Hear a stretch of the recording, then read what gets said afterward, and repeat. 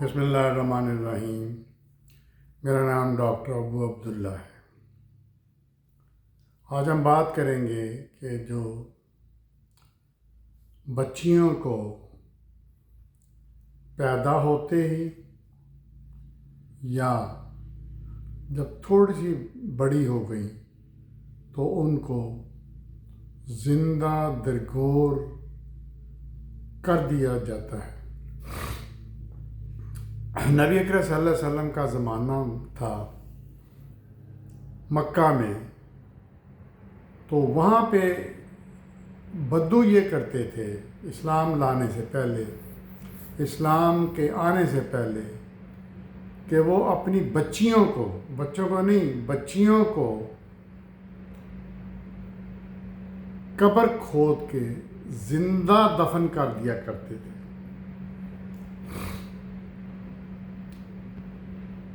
بچوں کو نہیں، میں نے پھر کہا بچیوں کو زندہ درگور کر دیا کرتے تھے، زندہ قبر میں دفنا دیا کرتے تھے۔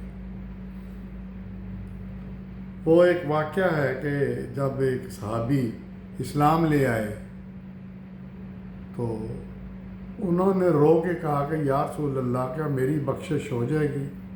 میں نے اپنی ایک بیٹی کو جب قبر میں زندہ اتارنے کے لیے لے کے گیا اور مٹی ہٹائی تو میرے ساتھ مٹی ہٹا رہی تھی، اور پھر جب میں نے اسے قبر میں رکھا تو وہ ہاتھ اوپر اٹھا کے مجھے بابا بابا کر رہی تھی۔ تو حضور صلی اللہ علیہ وسلم بھی بہت گرویدہ ہوئے اس بات پہ، اس شخص کی، اس صحابی کی بات پہ، جو کہ اب صحابی بن گیا تھا، اسلام لے آیا تھا۔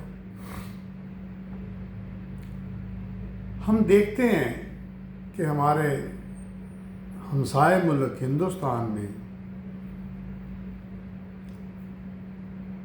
جب سے الٹرا ساؤنڈ آیا ہے، الٹرا ساؤنڈ آنے سے پہلے بھی وہ ہندو لوگ اپنی بچیوں کو، نوزائیدہ بچیوں کو قتل کر دیتے تھے، کبھی دودھ میں ڈبو کر، کبھی زمین میں دفنا کر، تو ان کو مار دیتے تھے۔ اب جب سے الٹرا ساؤنڈ آیا ہے تو اب وہ دیکھ لیتے ہیں کہ یہ بچے کا جینڈر کیا ہے، میل ہے یا فیمیل ہے۔ اگر تو فیمیل ہے تو وہ ماں کے پیٹ میں ہی اس کا ابارشن کر دیتے، یعنی بچہ کو گرا دیتے تھے۔ یہ بہت ہی زیادہ کامن ہے، میرے پاس فگر تو نہیں ہے، نہ میں اتنی ان چیزوں پہ ریسرچ کرتا ہوں، لیکن یہ حقیقت ہے کہ بے تحاشا بچیوں کا قتل عام ہو رہا ہے، چھوٹی بچیوں کو، نوزائیدہ بچیوں کو مار دیا جاتا ہے۔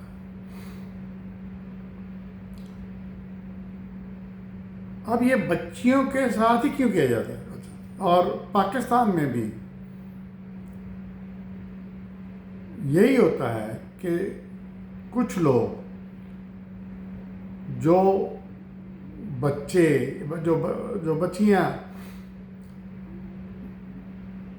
بغیر نکاح کے پیدا ہو جاتی ہیں، یعنی ماں نے نکاح نہیں کیا اور اس نے عیاشی فحاشی کی، جس کی وجہ سے بچی پیدا ہو گئی، تو وہ بھی بچیوں کو زندہ دبا دیتے ہیں۔ ایک تو واقعہ میں نے خود دیکھا ہے ہمارے گاؤں میں چھوٹا سا تھا، تو ایک عورت نے، ایک حرامی کہہ لیں، بچے کو جنم دیا، بچہ یا بچی تھی، میرا خیال بچی، تو انہوں نے اور اس عورت نے اپنی ماں کے ساتھ مل کر حویلی میں ہی گڈھا کھودا اور وہ زندہ روتی بچی کو دفنا دیا۔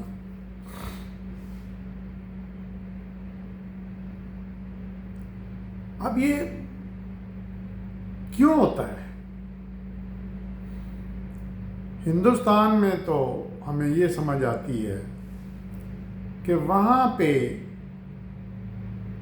چونکہ جہیز کا مسئلہ ہے، وہاں بچی پیدا ہو جائے. اچھا یہ زیادہ تر غریب اور متوسط طبقے میں ہوتا ہے، امیر طبقے میں نہیں ہوتا ہندوستان. تو وہ کہتے ہیں کہ میں بچی بڑی ہوگی پہلے تو پالنا پڑے گا، پالنے کے بعد اس کو جب بیاہ ہوگا تو اس کے لیے اس کو دینا پڑے گا جہیز. اور وہاں یہ اتنی بڑی لعنت ہے، حالانکہ حکومت نے قانون سازی کر دی ہے، ہندوستان کی حکومت نے، کہ جو جہیز مانگے اس کو سزا دی جائے گی، لیکن لوگ مانگتے ہیں، اندر کھاتے ہیں. اور جنہوں نے بیٹی بیانی ہوتی ہے وہ بھی مجبوراً دیتے ہیں، کیونکہ نہ دیں گے جہیز تو ان کی بیٹی گھر میں بیٹھی رہے گی. تو ہندوستان میں تو ہمیں اس کی وجہ یہ نظر آتی ہے کہ جو ان کلچر میں جہیز مانگا جاتا ہے، اور یہ ساری عمر بیچارے جو غریب ہندو یا متوسط طبقے کے ہندو ہیں بیٹی کو بیاہ کر ساری عمر مقروض رکھتے ہیں. اب عرب میں ہی کیوں کیا جاتا تھا؟ عرب میں بھی میرا خیال ہے کہ یہی وجہ ہوگی کہ ان کو بیٹی کے پیدا ہونے پر بدوؤں کو شرمندگی ہوتی ہوگی کہ ہمارے گھر میں بیٹی پیدا ہو گئی ہے. اس کلچر میں بیٹوں کا بڑا حصہ ہوتا تھا. قرآن پاک میں بھی ایک دو دفعہ جو آیات آئی ہے نا، اس میں یہ ہے کہ اپنے بیٹوں پہ فخر نہ کرو. تو عرب لوگ اپنے بیٹوں پہ فخر کرتے تھے کیونکہ وہ لڑتے بڑھتے تھے، ان کو لڑکے چاہیے ہوتے تھے جو جوان ہوگا ان کا ساتھ دیں. تو بیٹیوں کو بیاہنا پڑتا تھا اور بیٹیوں کو دوسرے گھروں میں بھیجنا پڑتا تھا. تو اس شرمندگی کی خاطر وہ بیٹیوں کو زندہ دفن کر دیتے تھے. اور پاکستان میں جو یہ حرکتیں ہوتی ہیں اس کی وجہ اپنی عزت بچانی ہوتی ہے کہ لوگوں کو پتہ نہ چلے کہ یہ تو شریف خاندان کی لڑکی ہے. تو اس نے کیا کیا؟ اس نے حرام کا بچہ پیدا کر لیا. اچھا کچھ مائیں اور کام کرتی ہیں، وہ مارتی نہیں ہیں، پاکستان کی بات کر رہا ہوں، جو آبزرویشن ہے، جو خبریں ہیں، وہ زندہ نہیں مار دیتی. وہ کسی گٹر کہہ رہا ہوں، یہ جو ہوتے نہیں ہیں ڈھیر لگے ہوتے ہیں کوڑے کے، وہ اس پہ چھوڑ دیتی ہیں زندہ بچی کو اس پہ چھوڑ دیتی ہیں. اچھا پتہ نہیں بچوں کو کیا کرتی ہیں، مجھے نہیں پتا. تو بچی کو چھوڑ دیتی ہیں. اب وہ بچی رو رہی ہے بھوک سے یا کسی وجہ سے، تو کوئی راہگیر گزرا تو اس نے اس کو اٹھا لیا، وہ گھر لے گیا وغیرہ تھا. یہ ایک پاکستان میں ایک فلنتھراپسٹ تھے، فوت ہو گئے ہیں، ان کا نام تھا ایدی، عبدالستار ایدی. انہوں نے یہ کام شروع کیا تھا، پھر ان کی بیگم ان کے ساتھ شامل ہوگی، ان کا نام تھا بلقیس ایدی، تو وہ ان کے ساتھ شامل ہوگی. تو انہوں نے مل کے ایک جھولا شاید نام کا وہ پروجیکٹ شروع کیا. تو انہوں نے اپنے سینٹروں میں یہ جھولے رکھے ہوتے تھے کہ اپنے بچوں کو قتل نہ کرو، اپنے بچوں کو لاوارث کوڑے کے ڈھیروں پہ نہ چھوڑو، یہ اس جھولے میں ڈال دو، ہم پرورش کر دیں گے. بلکہ میں پچھلے دنوں دیکھ رہا تھا کہ ایک بچی جو کہ ایدی کے سینٹر میں پلی، ایدی فاؤنڈیشن کے کسی سینٹر میں پلی، اور اس نے تعلیم حاصل کی بہت اچھی، اور وہ بہت اچھی جاب کر رہی ہے. تو دوستو یہ ایک مطلب ایسا کلچر ہے کہ جو بہت ہی برا ہے، بہت ہی اندوناک ہے.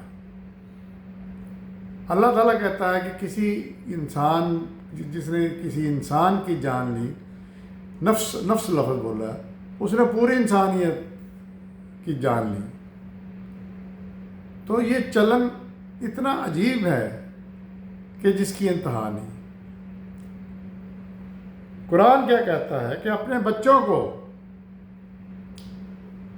غربت کی وجہ سے قتل نہ کرو. اچھا یہ بھی ہوتا ہے کہ غربت بھی مانے آ جاتی ہے. ماں باپ کے پاس اتنی آمدنی نہیں ہے کہ وہ بچوں کو پال سکے. تو میرا خیال ہے اس آیت کا مطلب یہ ہے کہ جو بچے کو لوگ غربت کی وجہ سے مار دیتے تھے، نوزائیدہ بچوں کو، یہ شاید وہاں سے اللہ سبحانہ تعالیٰ نے اس آیت کو اتارا کہ اپنے بچوں کو رزق کی تنگی کی وجہ سے قتل نہ کرو، زندہ نہ دفناؤ، ہم تمہیں بھی رزق دیتے ہیں ان کو بھی دیں گے.